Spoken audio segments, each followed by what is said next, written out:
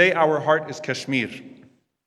I'd like to remind myself and others here that our present narratives are often so distorted due to deceptive narratives about history that have found their ways into the discourse. When the British sold Kashmir to the Hindu Dogra in the 1800s, it was on the condition that they affirm British supremacy. We today are not subjected to that delusion. There were a people in Kashmir before the British arrived, and there were a people in Kashmir before the British left behind a mess of casualties that manifested most prominently in the partition that followed. In fact, there were a people in Kashmir before the creation of the states of India or Pakistan. Martyrs' Day speaks to a massacre in 1931 before either were established. And it's just as important to understand the reality of 1931 in Kashmir as it is to make sense of the bloody occupation in 1947. Just like it's important to understand what 1917 meant for the Palestinians as it is 1948.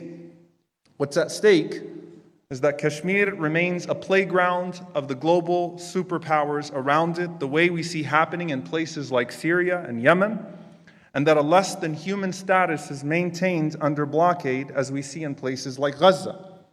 The contradiction that India is referred to as the world's largest democracy, while not only recently enshrining Modi's fascism into law with the Citizenship Act, but continuing to maintain the most militarized zone in the world in Kashmir with up to 1 million troops.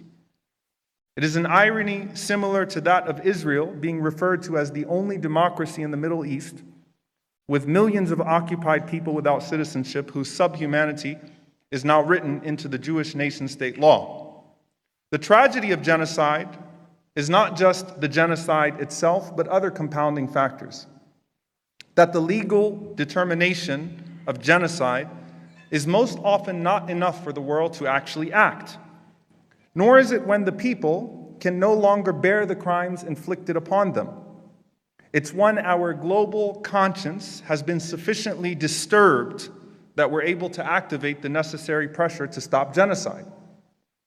Working against us in that regard is that the purveyors of violence, settler colonialism, and ethnic cleansing maintain not just superior military capacity, but the ability to black out, bomb, and cripple the media exposure of those crimes. It's not just the technology of their drones, but the ability to hack phones abroad and shut down phones domestically, all while daring international bodies of law to stop them. We also have to reckon with our own desensitization, numbness, and apathy with the amount of collective tragedy that only embolden the grip of oppressors while weakening the will to liberation. And lastly, that as these cases grow, the oppressed are forced into another layer of cruelty by having to compete for the attention of the world. Would Bosnia, which is again sensing the creeping factors that led to the awful tragedies in the 90s, still be front and center for us if it happened in 2021? Do Afghanistan or Iraq still matter? Is it Yemen or Syria, Ethiopia or Mali, Honduras or Guatemala, the Uyghurs or the Rohingya? To us, it must always be all of the above and more, with only our efforts being divided for the sake of being specialized, not our empathy selective on the basis of convenience or culture. So I'm here, as many of you today, not as an expert of Kashmir, but wanting, in fact, to be further educated on Kashmir. Not as an eyewitness to atrocities on the ground, but a witness with my ears, eyes, heart, and mind to our brothers and sisters from Kashmir who can tell us how we can be better for them. The foreign minister of Bosnia informed us yesterday that she would arrange a meeting with some of the mothers of the martyrs of Srebrenica. While that is a great honor, I can guarantee you they would have much preferred our earlier intervention over our delayed condolences.